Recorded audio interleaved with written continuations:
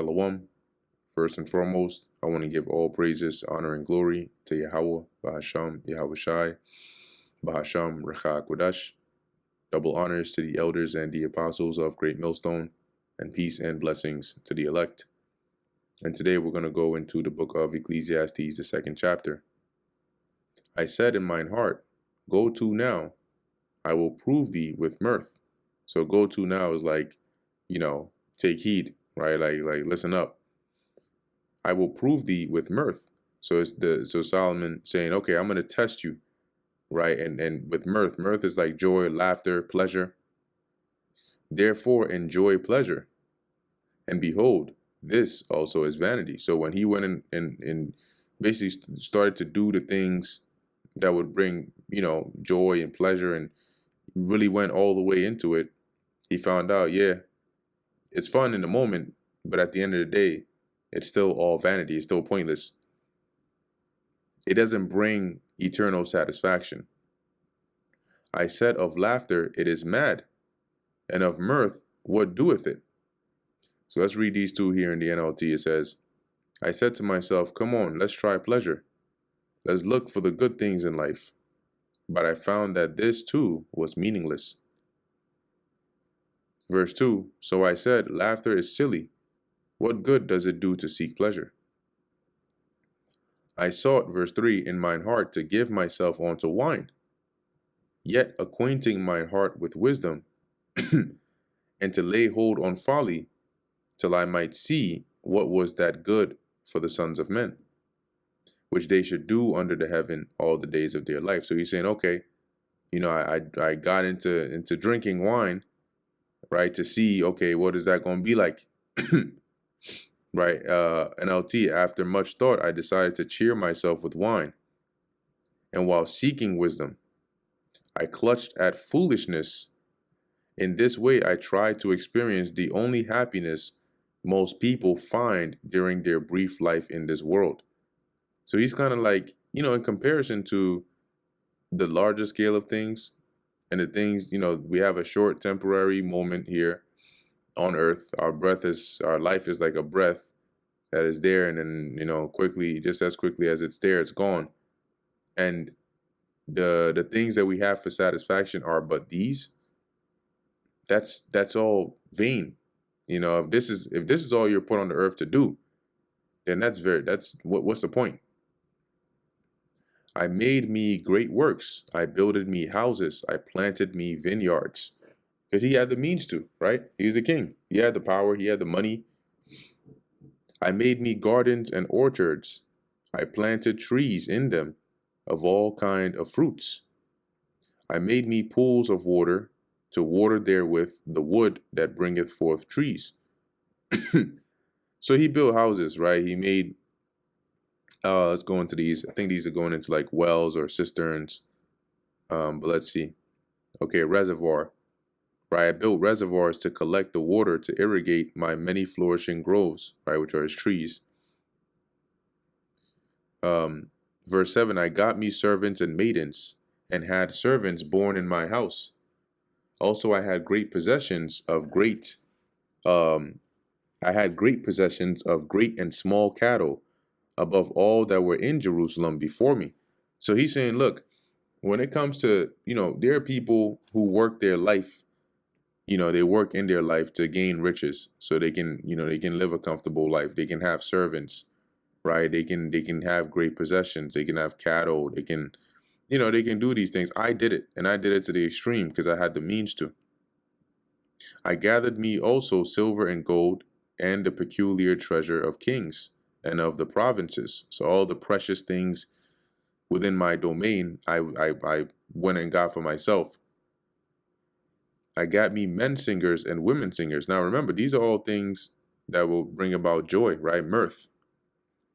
And the delights of the sons of men, which the delights of the sons of men is women, right? Concubines, basically a harem. As musical instruments, and that of all sorts. So he had, live entertainment. He had women. He had all the things that would make a man happy. So I was great and increased more than all that were before me in Jerusalem. Also my wisdom remained with me. And whatsoever mine eyes desired, I kept not from them. So whatever it is that he saw he liked, he went and got. I withheld not my heart from any joy. For my heart, which is his heart is your mind, right? When you go into that Hebrew word in the lab, it's your mind, right? So as he says here, for my heart rejoiced in all my labor, and this was my portion of all my labor. Okay, what that means is in all the things that he did, right, and in having this and having that and trying this out and doing all that, his heart rejoiced in his labor. That is, if him, the process of him actually doing all of these things, but that was his portion of all his labor. So the only real payoff that he got from all that hard work and the labor and the pleasures that we just read about was the temporary enjoyment he felt while doing it. Okay, that was his portion. That was what he got out of it. That's it. And that's the same with us, right? Like you have a gathering or a get together, or you may do something fun, go out. And really all you get from it is the fun you have in the moment. But then you start to think, damn, I got work tomorrow. Or damn, it's getting late, I gotta go back home, or I gotta go and do this. Then it's like you go home, the next day happens, you're at work, and it seems like that vacation you took never happened. Then I looked on all the works that my hands had wrought, and on the labor that I had labored to do. And behold, all was vanity and vexation of spirit. See, and there was no profit under the sun. So after experiencing all the joy and the mirth and the pleasures that we just read about, he said at the end of the day, it all was just pointless. It was all like chasing the wind. There was no profit, there was no permanent, there's no actual fulfillment from it, just the temporary joy. And I turned myself to behold wisdom and madness and folly. For what can the man do that cometh after the king? Even that which hath already been done. Meaning that who can do it better than the king? If it's to get into folly or pleasures. NLT says, so I decided to compare wisdom and foolishness and with foolishness and madness. For who can do this better than I, the king? That's what it means, that by what can the man do that cometh after the king, even that which hath already been done? Because if Solomon decided, I want to try this out, and you came after him, there's nothing that you're going to do that he hasn't already tried, especially with all the means that he has. Then I saw that wisdom excelleth folly, as far as light excelleth darkness. So he said here, I would compare, wisdom and folly. And here he saw that wisdom far, exceeds or triumphs over folly, just as light far exceeds or triumphs over darkness. The wise man's eyes are, like, for example, with light has to leave in order for darkness to come in. But when light makes its appearance, darkness is gone. Okay, so darkness is the absence of light, and light is the absence of darkness, but the relationship is slightly different there.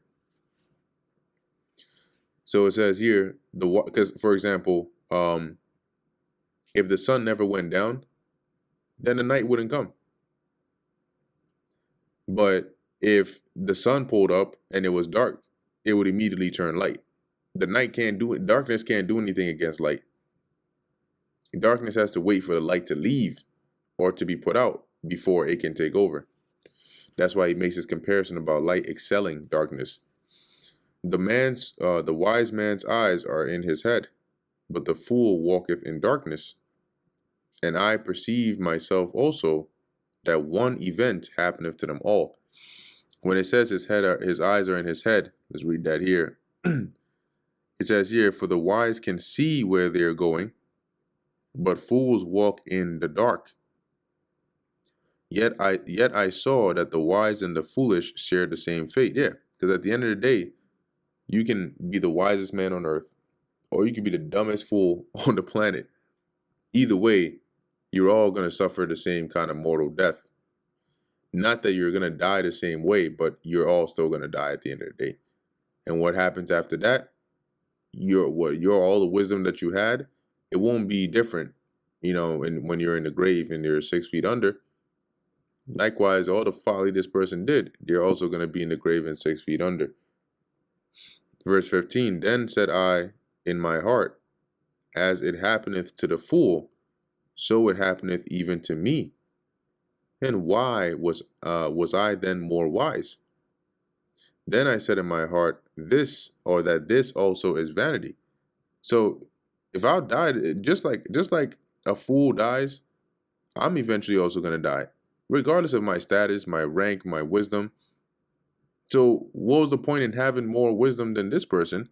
I'm going to die, and somebody else is going to come and take my place. Just like this person who doesn't have wisdom is going to die, and somebody's going to come and take his place, and he's going to be forgotten. So that's why he said, this is also vanity. For there is no remembrance of the wise more than of the fool forever. Eventually, you're all forgotten. Seeing that which now is in the days to come shall all be forgotten, right? So that which now is, what's alive and exists now in the present, in the days to come shall be forgotten. And when the historical accounts we have now, right, excluding the Bible, when you deal with, say, like accounts of other historians, it's really few that we have that exist. But do you think that, in the world at that time, it was only the few main names that we know today? Philo and Tacitus and Xenophon and all these other writings. There's a lot more that existed at their time, a whole lot. Look at the world today. There are a lot of philosophers, writers, authors, but only a handful survived because of their work that was found.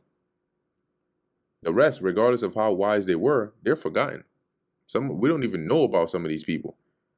And there are probably some that were wiser than those that we do know of historically.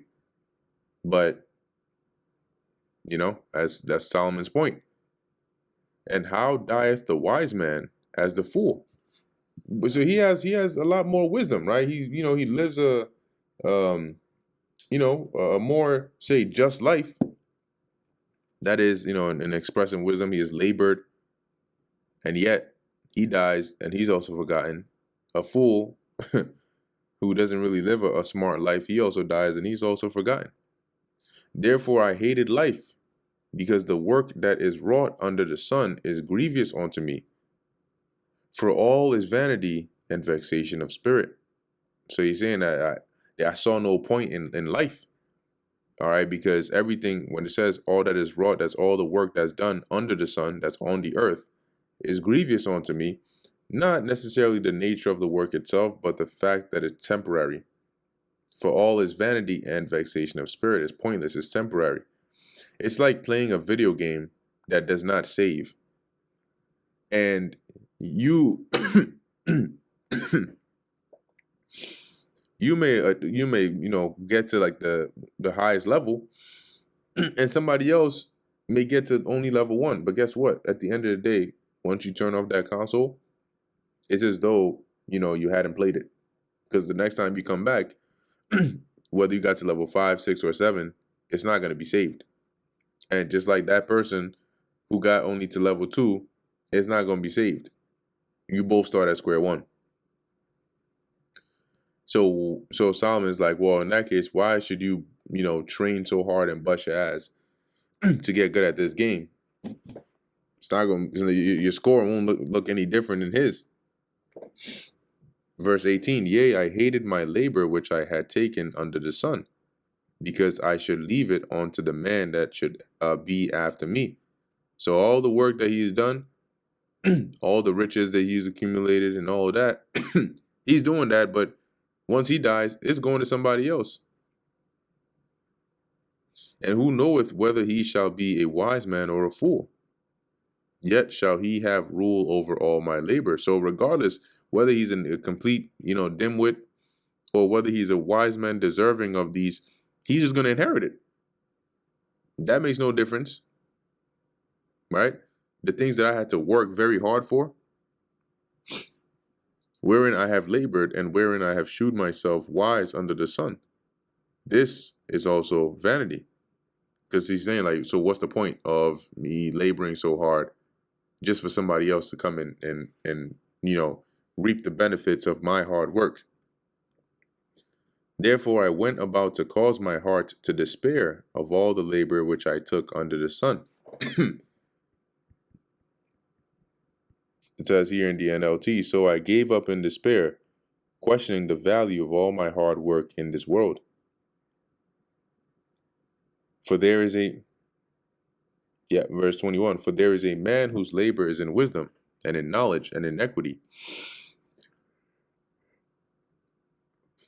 Yet to a man that hath not labored therein shall he leave it for his portion. Yeah, so you have one that works hard.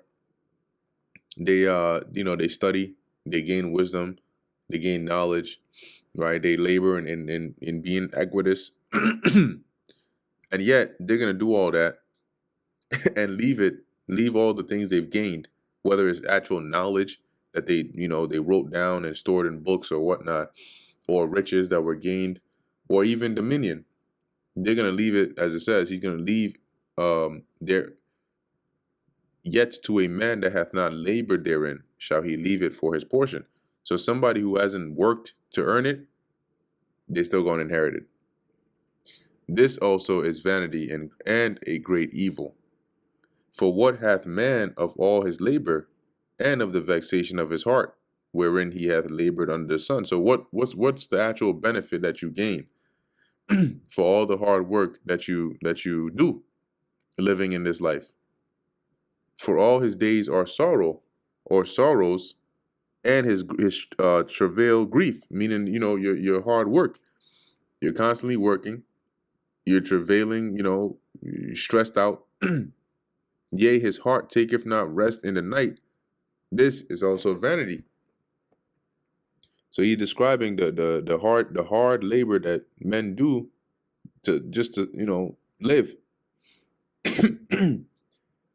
It says their days of labor are filled with pain and grief. Even at night, their minds cannot rest. It is all meaningless. There is nothing better for a man than that he should eat and drink, and that he should make his soul enjoy good in his labor. This also I saw, that it was from the hand of God. So Solomon's saying, so at this point, you working your ass off, you're struggling hard, you're doing all this. You're going to leave it to somebody who is not done half the labor you've done, and they're just going to enjoy it. So the best you can do at this point is just enjoy the simple things that God gives you, right? Food, daily work, just small enjoyable things, because that ability to enjoy these things is a gift from God. For who can eat, or who else can hasten hereunto more than I? Right? So as he's saying, right, who can experience these things better than I can? Right? Who can eat or enjoy anything apart from him? NKJV, for who can eat or who can have enjoyment more than I? Verse 26, for God giveth to a man that is good in his sight wisdom, and knowledge and joy, but to the sinner he giveth travail, to gather and to heap up, that he may give to him that is good before God. This also is vanity and vexation of spirit. Reading that in the NLT, it says, God gives wisdom, knowledge, and joy to those who please him. But if a sinner becomes wealthy, God takes the wealth away and gives it to those who please him. This too is meaningless, like chasing the wind, because even though he's a sinner, right, all the stuff that they did to become wealthy, eventually that's just going to be taken away from them and given to somebody else. So it was kind of like saying, it's pointless. Imagine working really, really, really hard, extremely difficult for something, just for somebody to come and take it away. Then you're like, damn, what was the whole point of doing all that? And that brings us to the end of the book of Ecclesiastes, the 2nd chapter. Lord willing, that was edifying to the elect. In closing, I want to give all praises, honor, and glory to Yahweh, Bahasham, Yahweh Shai, Bahasham, Rakha Kodash. And until next time, Shalom.